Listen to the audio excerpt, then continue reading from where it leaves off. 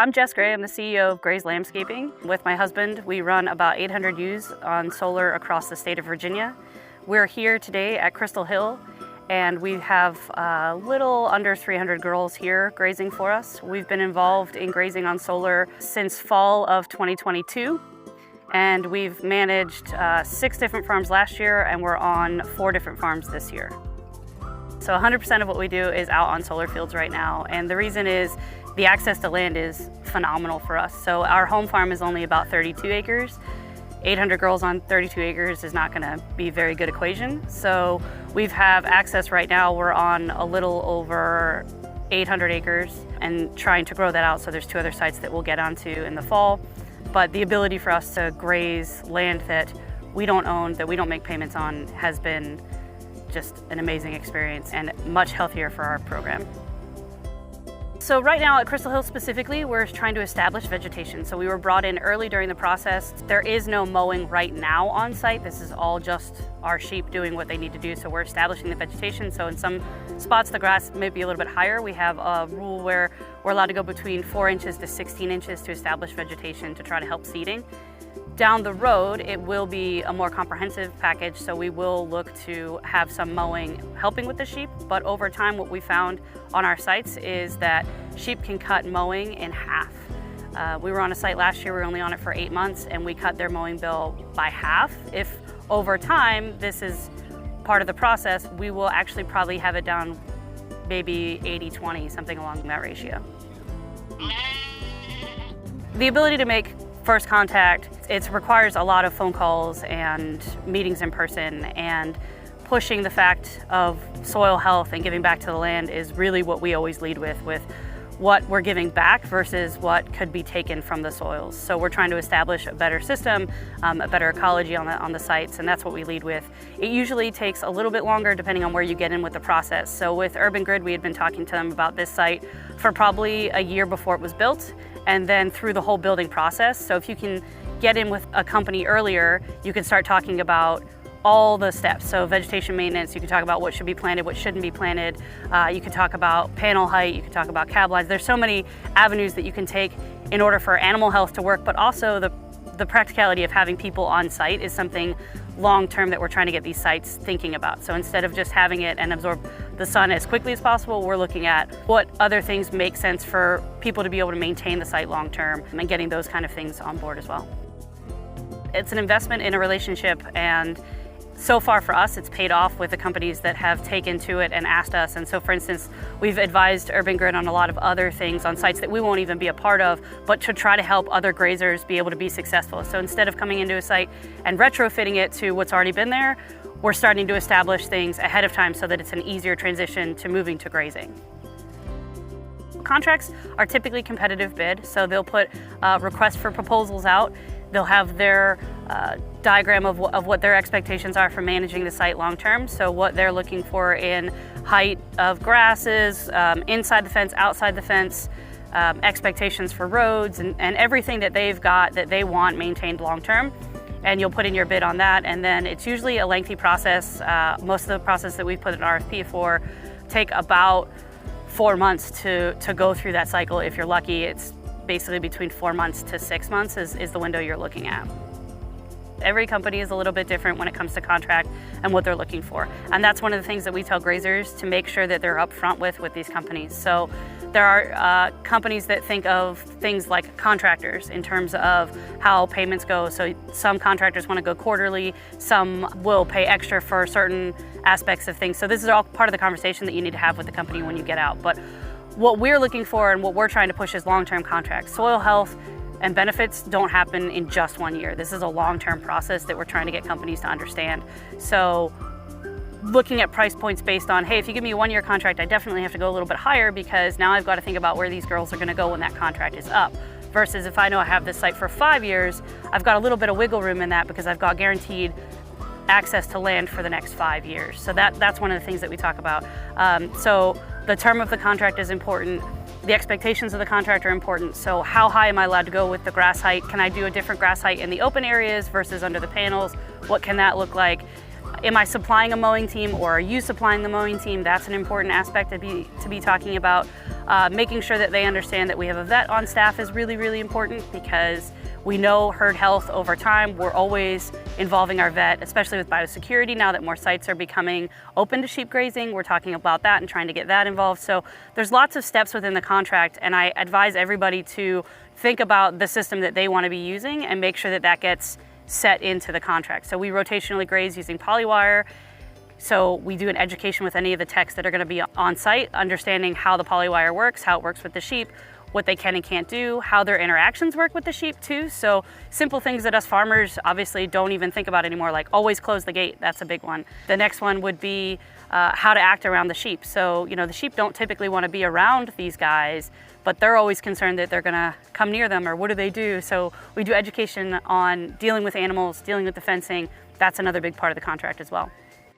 I pushed the fact that we would love to keep our animals on site year round for the health of the animals, the health of the site. The stress of moving animals at higher numbers around on the animal is just, it's too much. I don't like doing it. The possibility of accidents within the trailer, or, you know, the truck towing the trailer, things like that, too high. So we push, once our girls are on the site, they're gonna stay on that site. This is their home. So that's the first thing. In terms of access to the site, every company is different. So when you're working your contract, again, that's one of the things you need to be thinking about. We have asked for gate codes. So there are some companies that give us the gate code. We have 24-hour access. We just call into a remote access center and say, oh, this is Jess Gray. I'm coming on to Crystal Hill today. I've got to check my guardian dog feeder. There might've been an issue last night with a bear. And they'll say, yep, you're clear for access, go ahead, and it's that simple. There are other sites we've been on where we are only allowed on from the typical 9 to 5, and if there is an emergency, we have to call their emergency center. They send somebody out, and they are with us the whole time that we're on the site, because it's not considered an open site. So everybody we've worked with is a little bit different. What we're trying to push the industry into understanding is what all farmers already know, is that animals don't work on a 9 to 5. In fact, they work outside of that intentionally. You know, 9 times out of 10, it's when you're sitting down to dinner or trying to make plans that your animals are like, oh, let's get out now, it's the time. So we're trying to get these companies to understand that gate access is really imperative for what we're trying to do. I'm a 2023 Nuffield International Farming Scholar, and I was awarded a scholarship to travel the world to look at sheep economies all over the world and bring that back and try to figure out what we lost in the US post-World War II. So we lost a lot of our sheep economy after World War II, and now we're all in this phase where we're trying to build it back up. And one of the things that we're looking at is, how is it going to positively impact everything? What markets need to be built up or built back? So in terms of the meat market, it's definitely something that we've been focusing on. So we sell our meat USDA inspected at some local farmers markets. We're trying to get in with some restaurants. There's the casino coming to Danville that we're trying to get in with as well. We sell live on the hoof to a processor up in Northern Virginia who is in 5 Hillel grocery stores. So that's one of the avenues as well that we're trying to develop. So the meat market is going to be really big. We're also trying to figure out what else is impacted. So we found, based on numbers and where everything is, all sites have to have 2 technicians. You're always working in the buddy system. So that's a potential income of about $200,000 a year just on those techs in that local economy. That's really important. We're looking at the mineral, you know, we buy free choice mineral so that the animals have individual cafeteria style feed bunks. And with that, you know, that's money from the local feed stores going into that. We're talking about gas, you know, the economy of buying gas to get the trucks around. So we're definitely looking at long-term those impacts. One of the other ones that I think is going to be created from this is our vet. We're going to start seeing vets that work like the dairy vets, right? So this dairy is so big, it has its own vet. He or she stays there. Those are their animals. We're going to start seeing that across solar as well. And that's going to develop even bigger when you look at it. So you've got your vet techs, you've got their equipment, their medical needs, all of those kind of things. So that's going to develop as well, I think, long term. I would say probably within the next 5 years, there's going to be this big boom with agriculture on solar and the impact that it's going to have and what it can be doing positively for everybody. Currently, we are renting 2 farms. One farm is about 150 acres, another farm is about 100 acres.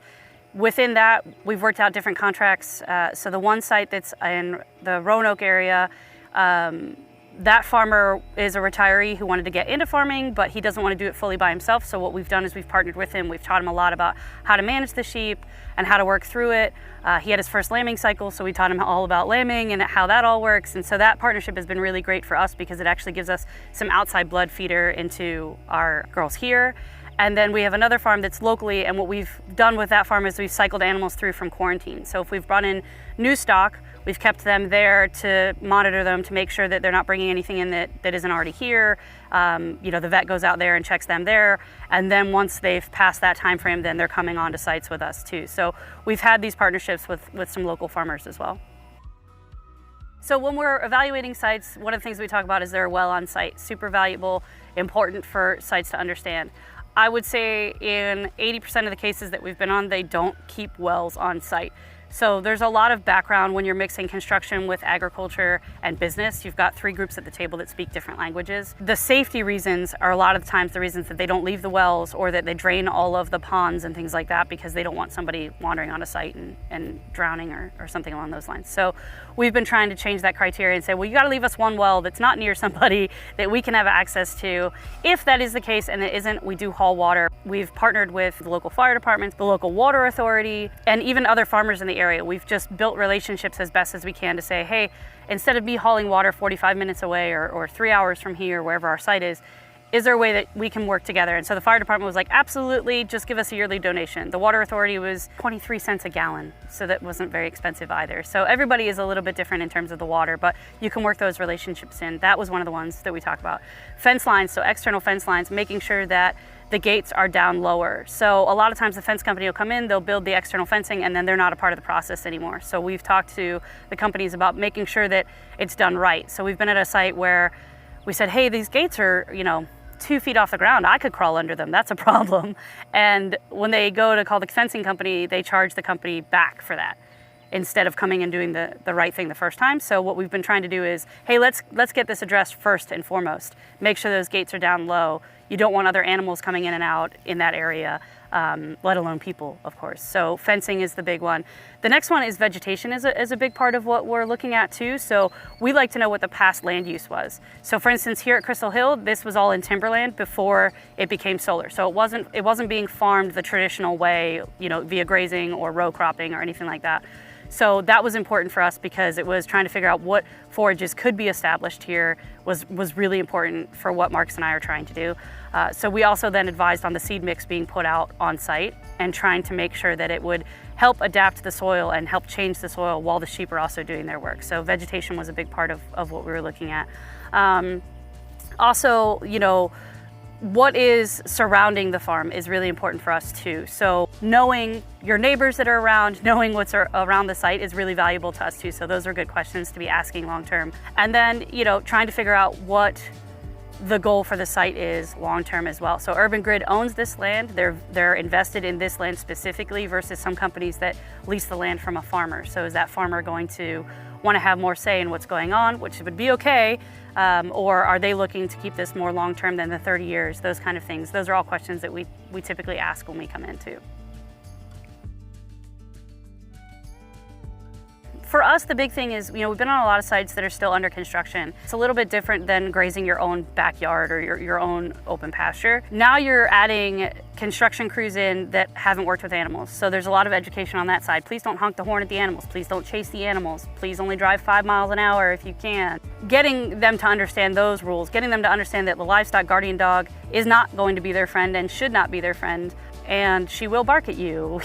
So that education has been really important when we're dealing with the sites. I think when we're under construction, there's a lot more people, there's a lot more that could happen. So we are constantly talking and getting those communication levels going. So we're saying to them, hey, I see that you put this rock over here. Do we need to stay out of this area because you're worried about it settling or something like that? So it's a lot of conversations. It's a lot of working together to make sure that we're understanding what they're trying to do, but also have them understand what we're trying to do as well. So we are vegetation management. That's what we do. We know grass, we know how it grows, we know how we need to be growing it. And a lot of the crews that we work with in construction, they don't see it that way. They just go, oh, it just needs to be green. So they're not thinking about plant health the way that we are. So we're trying to educate them in that sense. When it comes to like long term, let's say, 3 years out from construction, things like that, it gets a lot easier because there aren't as many people on site. There's little maintenance here and there, but it's really just goes back to the sheep, which is phenomenal. So we get to do the things that we need to be doing and managing the site that we know how to do it now that we've got it kind of full access for us. That's kind of one of the big differences between the two.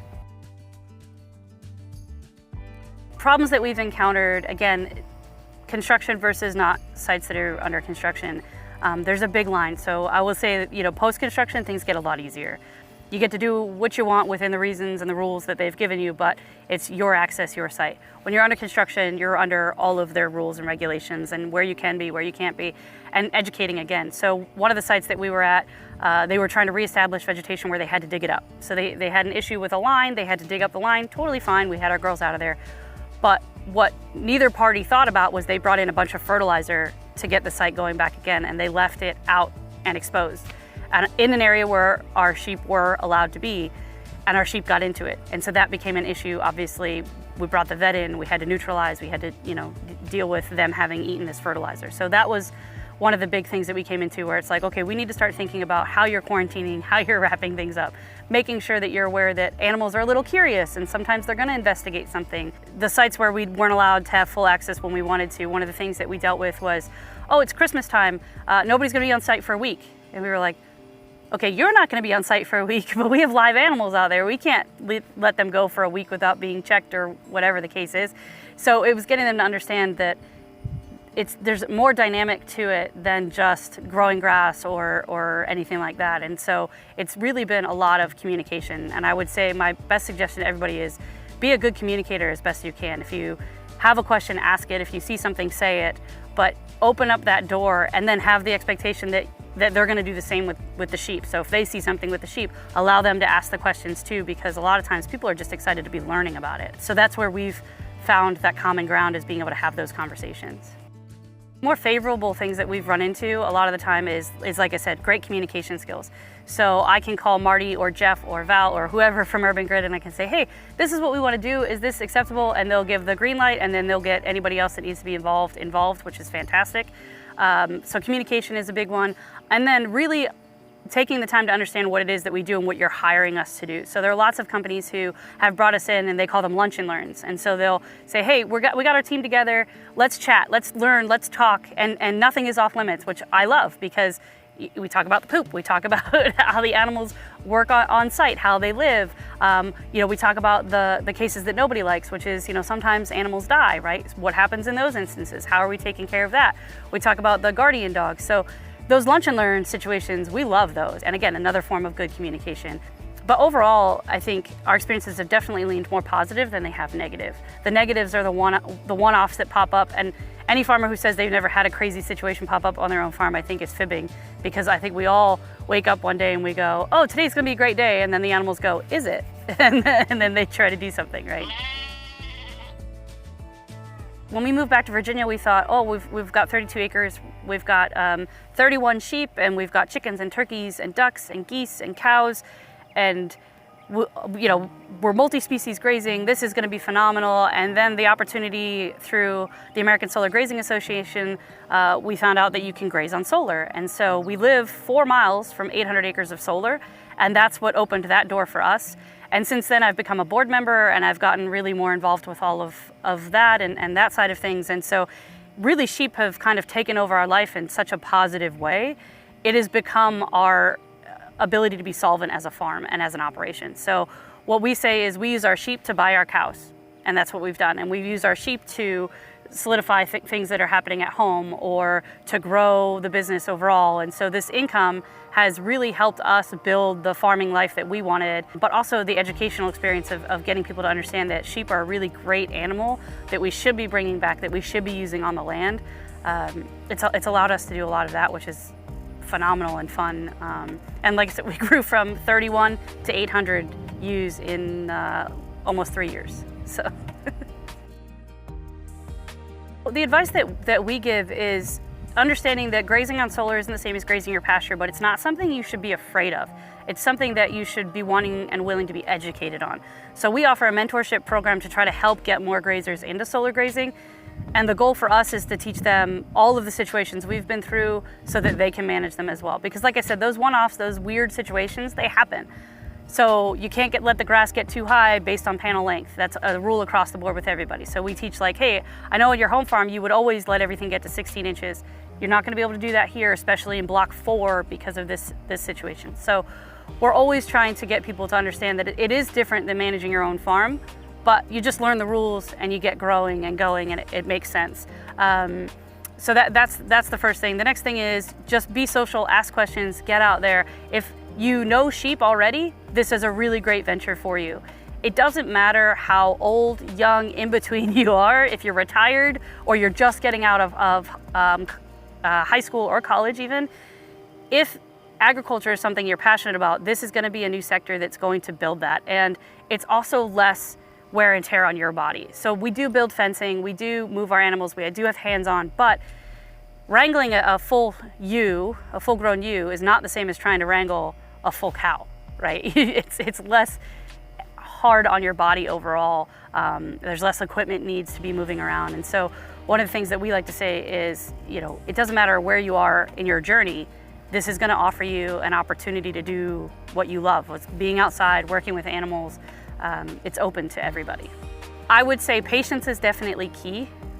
So it took us a whole year and a whole lot of conversations to get onto our first site. But then it was like eating potato chips. Once we had our first site and people knew us, we were definitely getting more offers and opportunities. We ended up actually, what I had never thought we would do was, a lot of site visits and, trying to help people understand, is this a site that would make sense for grazing or not? Or, hey, can you go talk to this guy, he's interested in farming it. So, those kind of services, I never would have thought we would be offering those services. So I would say to myself, don't be afraid to share as much information and, let everybody know that this is gonna be a really great thing once we can get it going. There's so many things I wish people would know when they heard solar grazing. So the first thing that comes to mind is I wish that they would stop listening to all the negative things. We are constantly turning the other direction and getting people to understand that all the negatives that they've heard are really not there. The technology has come so far with these panels and everything that those aren't concerns anymore. There's nothing leaching into the soil here. Our animals are perfectly safe here. They thrive here. We rounded up 500 girls a year ago to do our annual check with the vet, and only 5 had to be dewormed. That's awesome. Direct message to individuals who are thinking about doing this, I would say you need to do it. But bring your questions to the table. Make sure that you're working with the right partners. Finding the right partner, it's like dating all over again, right? You have to go through the awkward phases. You have to ask the questions that you might not want to ask, but long-term for your herd health, for your health, it makes sense to be asking those questions. So don't be afraid to come to the table with questions about management on site or how they plan to do things long-term. That's the best advice I can give. You're jumping back into the dating pool again, and so don't be afraid to say no to a company. That's the other big lesson is there are definitely going to be companies you're not going to want to work with, and that's totally okay. That is absolutely okay. Or even sites that you find should not be grazed or would be really difficult to graze. Sometimes it's better just to walk away from it, even though it can be hard to do. It'll work out later for you. I think that the future of this is, as Dan French, who runs the conferences, says, the future is bright. It's going to be really good.